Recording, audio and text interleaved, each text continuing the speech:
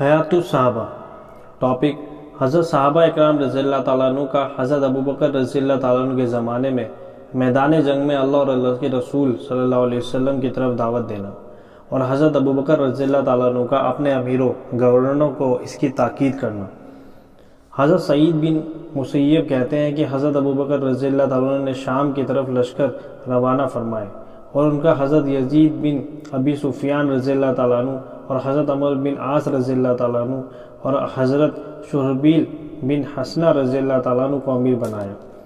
جب یہ لشکر سوار ہو کر چلے، انہیں رخصت کرنے کے لیے ثنیۃ الوداع تک پیدل گئے۔ ان سرداروں نے کہا، یا خلیفہ رسول اللہ صلی اللہ علیہ وسلم، آپ پیدل چل رہے ہیں اور ہم سوار ہیں۔ انہوں نے کہا، میں ثواب کی نیت سے یہ چند قدم اللہ کے راستے میں اٹھا رہا ہوں۔ پھر حضرت ابوبکر ان کو ہدایت دینے لگے، فرمایا، میں تمہیں اللہ تعالیٰ سے ڈرنے کی تاکید کرتا ہوں، اللہ کے راستے میں جہاد کرو، اور جو اللہ تعالیٰ کو نہ مانے اس سے جنگ کرو، کیونکہ اللہ تعالیٰ اپنے دین کا مددگار ہے۔ اور مال غنیمت میں خیانت نہ کرنا، اور بد عہدی نہ کرنا، بزدلی نہ دکھانا، اور زمین میں فساد نہ پھیلانا۔ تمہیں جو حکم دیے جائیں اس کو خلاف نہ کرنا۔ جب تقدیریں خداوندی سے مشرک دشمن سے تمہارا سامنا ہو تو اسے 3 باتوں کی دعوت دینا۔ اگر وہ تمہاری باتیں مان لیں تو تم ان سے قبول کر لینا اور رک جانا۔ سب سے پہلے ان کو اسلام کی دعوت دو۔ اگر وہ اسے مان لیں تو تم ان سے اسے قبول کر لو، ان سے جنگ کرنے سے رک جاؤ۔ پھر ان سے کہو کہ وہ اپنا وطن چھوڑ کر مہاجروں کے وطن چلیں۔ اگر وہ ایسا نہ کریں تو انہیں بتاؤ کہ ان کو وہ تمام حق ملیں گے جو مہاجرین کو حاصل ہیں، اگر وہ ان پر وہ تمام ذمہ داریاں ہوں گی جو مہاجرین پر ہیں۔ اور اگر وہ اسلام میں داخل ہو گئے اور اپنے وطن میں ہی رہنا پسند کریں، مہاجرین کے وطن نہ جائیں، تو انہیں بتا دینا کہ ان کے ساتھ دیہات میں رہنے والے مسلمانوں والا معاملہ ہوگا۔ ان پر اللہ تعالیٰ کے وہ تمام حکم لاگو ہوں گے جو تمام مومنوں پر اللہ نے فرض فرمائے۔ مسلمانوں کے ساتھ جہاد میں شرکت کیے بغیر انہیں مال فیح اور غنیمت میں حصہ ہی نہیں ملے گا۔ اور اگر اسلام قبول کرنے سے وہ انکار کرے تو انہیں جزیہ ادا کرنے کی دعوت دو۔ اگر وہ مان جائیں تو تم ان سے اسے قبول کر لو اور ان سے جنگ کرنے سے رک جاؤ۔ اگر وہ جزیہ دینے سے بھی انکار کر دیں تو اللہ تعالیٰ سے مدد طلب کر کے ان سے جنگ کرو۔ کھجور کے کسی پیڑ کو خراب نہ کرنا، نہ اسے جلانا، کسی جانور کی ٹانگوں کو نہ کاٹنا، نہ کسی پھلدار پیڑ کو کاٹنا، اور نہ ان کی کسی عبادت گاہ کو گرانا، بچوں اور بوڑھوں اور عورتوں کو قتل نہ کرنا۔ اور تم ایسے لوگوں کو بھی پاؤ گے جو تنہائیوں میں چھپے ہوئے ہیں، انہیں ان کی حالت پر چھوڑ دینا کہ وہ اپنے کام میں لگے رہیں۔ تمہیں ایسے لوگ بھی ملیں گے جن کے سروں میں شیطان نے اپنے گھونسلے بنا رکھے ہوں گے، یعنی وہ ہر وقت شیطانی حرکتوں میں لگے رہتے ہوں گے اور گمراہ کرنے کے شیطانی منصوبے چلاتے ہوں گے۔ ایسے لوگوں کی گردنیں اڑا دینا۔ حضرت عروہ فرماتے ہیں کہ حضرت ابوبکر صدیق رضی اللہ تعالیٰ عنہ نے جب حضرت خالد بن ولید رضی اللہ تعالیٰ عنہ کو مرتد جو کافر ہو گئے تھے عربوں کی طرف بھیجا تو انہیں ہدایت دی کہ ان مرتد کو اسلام کی دعوت دیں، ان کو اسلام کے فائدے اور ذمہ داریاں بتائیں، ان کے دل میں ان کی ہدایت کی پوری طلب ہو۔ ان لوگوں میں سے جو بھی اس وقت دعوت کو قبول کرے گا، وہ کالا ہو یا گورا، اس کا اسلام قبول کیا جائے گا، اس لیے کہ جو اللہ کا انکار کرتا ہے اور کفر اختیار کرتا ہے اس سے اللہ پر ایمان لانے کے لیے قتال کیا جاتا ہے۔ لہٰذا جسے اسلام کی دعوت دی گئی اس نے اسلام کو قبول کر لیا، اس نے اپنے ایمان کو سچا کر دکھایا، تو اس پر کوئی پکڑ نہیں ہوگی اور اللہ تعالیٰ خود اس سے حساب لیں گے۔ اور مرتد اسلام کی دعوت کو قبول نہ کرے، حضرت خالد اسے قتل کر دیں۔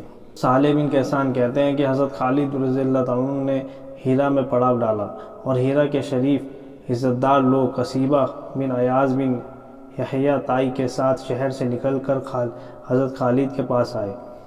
قبیصہ کو کسریٰ نے نعمان بن منذر کے بعد ہیرا کا گورنر بنایا تھا، تو حضرت خالد نے قبیصہ اور اس کے ساتھیوں سے کہا، میں تمہیں اللہ اور اسلام کی طرف دعوت دیتا ہوں، اگر تم اسے قبول کر لو تو تم مسلمان شمار ہوگی، اور جو حقوق مسلمانوں کو حاصل ہیں وہ تمہیں ملیں گے، جو ذمہ داریاں مسلمانوں پر آئی ہیں وہ تم پر ہوں گی۔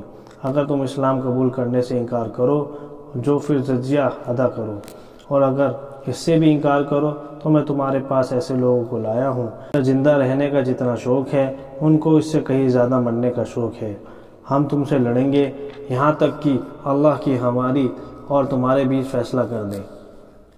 قبیصہ نے حضرت خالد سے کہا ہمیں آپ سے جنگ کرنے کی ضرورت نہیں ہے، ہم اپنے دین پر قائم رہیں گے، آپ کو ہم جزیہ دیں گے، جو حضرت خالد نے ان سے 90,000 درہم پر صلح کر لی۔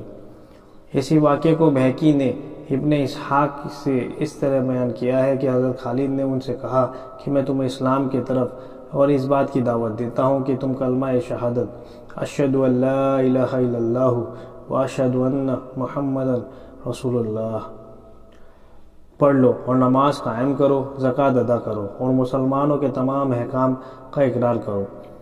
اس طرح تمہیں بھی وہ حقوق حاصل ہو جائیں گے جو مسلمانوں کو حاصل ہیں، اور تم پر بھی وہی ذمہ داریاں آئیں گی جو مسلمانوں پر ہیں۔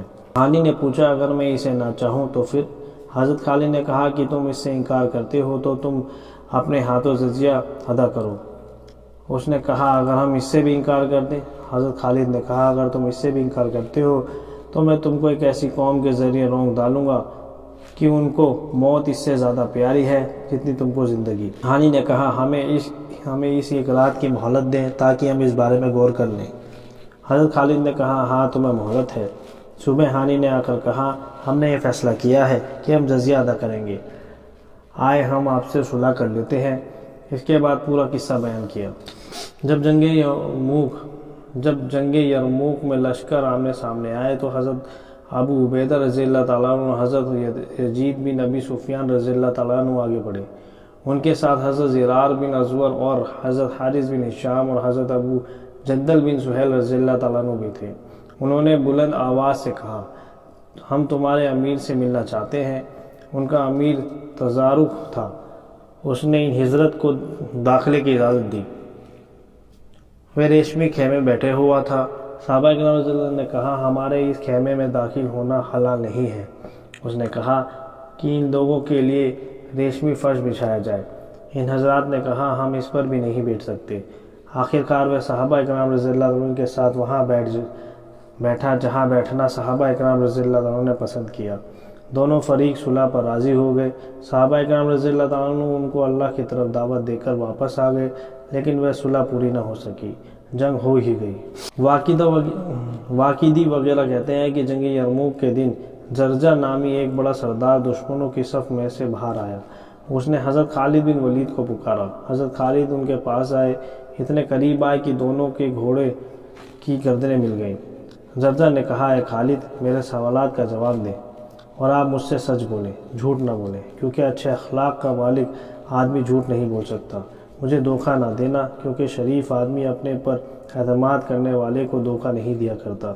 میں اللہ کی قسم دے کر پوچھتا ہوں کہ کیا اللہ نے تمہارے نبی پر آسمان سے کوئی تلوار اتاری ہے جو انہوں نے تمہیں دی ہے؟ تم وہ تلوار جس پر بھی اٹھاتے ہو اسے شکست دے دیتے ہو۔ حضرت خالد نے کہا نہیں۔ اس نے کہا پھر آپ کو سیف اللہ کی تلوار کیوں کہا جاتا ہے؟ حضرت خالد نے کہا یہ بات ہے کہ اللہ تعالیٰ نے ہم میں اپنا نبی بھیجا، اس نے ہمیں دعوت دی، ہم سب نے اس سے نفرت کی، اس سے دور بھاگے، پھر ہم میں سے کچھ لوگوں نے اسے سچا مان لیا، ان کی پیروی کی، کچھ جھٹلانے اور دور رہنے پر اڑے رہے۔ میں بھی ان لوگوں میں سے تھا جو ان کو جھٹلانے اور ان سے دور رہنے پر اڑے ہوا تھا۔ پھر اللہ تعالیٰ نے ہمارے دلوں اور پریشانیوں کو پکڑ کر ہمیں ان کے ذریعے سے ہدایت دے دی، ہم آپ سے بیعت ہو گئے۔ پھر آپ نے مجھ سے فرمایا تم اللہ کی تلواروں میں سے ایک تلوار ہو جس کو اللہ تعالیٰ نے مشرقوں پر سونتا ہے، اور آپ نے میرے لیے مدد کی دعا فرمائی، اس وجہ سے میرا نام سیف اللہ پڑ گیا اور میں مشرقوں پر مسلمانوں میں سے سب سے زیادہ بھاری ہوں۔ حضرت نے پوچھا اے خالد تم کس چیز کی دعوت دیتے ہو؟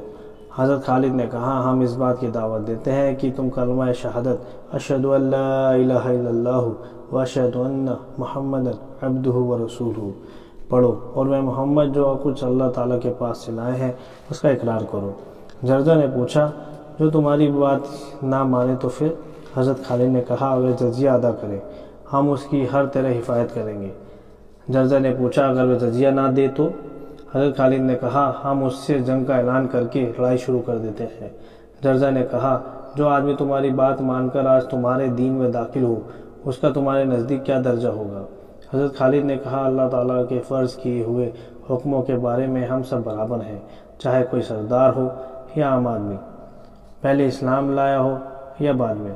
زرزہ نے پوچھا کہ جو آج تم میں داخل ہو اسے بھی تمہارے جیسا اجر و ثواب ملے گا؟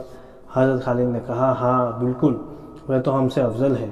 اس نے پوچھا جب تم اس سے پہلے اسلام لائے ہو تو وہ تمہارے برابر کیسے ہو سکتا ہے؟ حضرت خالد نے کہا ہمیں تو حالات سے مجبور ہو کر اسلام قبول کرنا پڑا۔ ہم اپنے نبی سے اس وقت بیعت ہوئے جبکہ وہ ہمارے بیچ رہتے تھے، زندہ تھے، ان کے پاس آسمان سے خبریں آتی تھیں، وہ ہمیں قرآن پڑھ کر سناتے تھے، ہمیں معجزے دکھائی دیتے تھے۔ جتنا کچھ ہم نے دیکھا سنا، اتنا کچھ جو بھی دیکھ لے سن لے اسے مسلمان ہونا ہی چاہیے، اسے حضور صلی اللہ علیہ وسلم بیعت ہونا ہی چاہیے۔ ہم نے جو قدرت کی عجیب باتیں دیکھی وہ تم نے نہیں دیکھی، ہم نے جو دلائل نبوت سنے وہ تم نے نہیں سنا، لہٰذا تم میں سے جو بھی اب سچی نیت سے اس دین میں داخل ہوگا وہ ہم سے افضل ہے۔ زرزہ نے کہا اللہ کی قسم آپ نے مجھے سچ کہا اور مجھے دھوکہ نہ دیا۔ حضرت خالد نے کہا اللہ کی قسم میں نے تم سے سچ کہا، اللہ تعالیٰ گواہ ہے میں نے تمہارے ہر سوال کا جواب ٹھیک دیا ہے۔ یہ سن کر زرزہ نے اپنی ڈھال کو پکڑ لیا جو جنگ نہ کرنے کی طرف اشارہ ہے۔ حضرت خالد کے ساتھ ہو لیے اور ان سے کہا آپ مجھے اسلام سکھائیں۔ حضرت خالد انہیں اپنے خیمے میں لے گئے، ان پر مشق سے پانی ڈال کر غسل کرایا۔ حضرت خالد نے ان کو 2 رکعت نماز پڑھائی۔ جب حضرت زرزہ حضرت خالد کے ساتھ چل پڑے تو رومی یہ سمجھے کہ حضرت خالد نے ہمارے سردار کے ساتھ کوئی چال چلی ہے، اس لیے اس زور سے اچانک مسلمانوں پر حملہ کیا۔ ایک دفعہ تو مسلمانوں کے قدم اکھڑ گئے، صرف مہانیہ نامی حفاظتی دستہ اپنی جگہ ثابت قدم رہا، جس کے ذمہ دار حضرت اکرمہ بن ابی جہل رضی اللہ تعالیٰ عنہ اور حضرت حارث بن ہشام تھے۔ رومی مسلمانوں کے بیچ میں گھسے رہے ہوئے تھے۔ یہ دیکھ کر حضرت خالد اپنے گھوڑے پر سوار ہوئے، حضرت زرزہ بھی ان کے ساتھ تھے۔ مسلمانوں نے ایک دوسرے کو پکارا جس پر سارے مسلمان واپس آ کر جمع ہو گئے اور رومی اپنے مورچوں کو واپس چلے گئے۔ حضرت خالد مسلمانوں کو آہستہ آہستہ لے کر رومیوں کی طرف بڑھتے رہے، یہاں تک کہ تلواریں تلواروں سے ٹکرانے لگ گئی۔ دوپہر سے غروب تک حضرت خالد اور حضرت زرزہ مسلسل رومیوں پر تلوار چلاتے رہے۔ مسلمانوں نے ظہر عصر کی نمازیں اشارے سے پڑھی۔ اسی میں حضرت زرزہ بہت زخمی ہو گئے۔ انہوں نے حضرت خالد کے ساتھ جو 2 رکعت پڑھی اس کے علاوہ اور کوئی نماز نہ پڑھ سکے، اسی دن شہید ہو گئے۔ حضرت خالد رضی اللہ تعالیٰ عنہ ایک دن لوگوں میں کھڑے ہو کر بیان کیا، مسلمانوں کو عرب کے شہر چھوڑ کر غیر عرب شہروں میں جانے کی ترغیب دی۔ کہا کہ غیر عرب شہروں میں جو کھانے پینے کی چیزوں کی فراوانی ہے وہ تمہیں نظر نہیں آتی۔ اللہ کی قسم اگر ہم لوگوں پر اللہ کے راستے میں جہاد اور اسلام کی دعوت دینا لازمی نہ ہوتا اور صرف کھانا کمانا ہی ہمارے سامنے ہوتا تو میری رائے یہ ہوتی کہ ہم جنگ کر کے اس ہرے بھرے علاقے کو حاصل کر لیں۔ آپ لوگ جس جہاد کے لیے نکلے ہوئے ہیں اس کو چھوڑ کر جو لوگ اپنے گھروں میں رہ گئے ہیں، بھوک اور تنگ دستی ان کے حصے میں رہی۔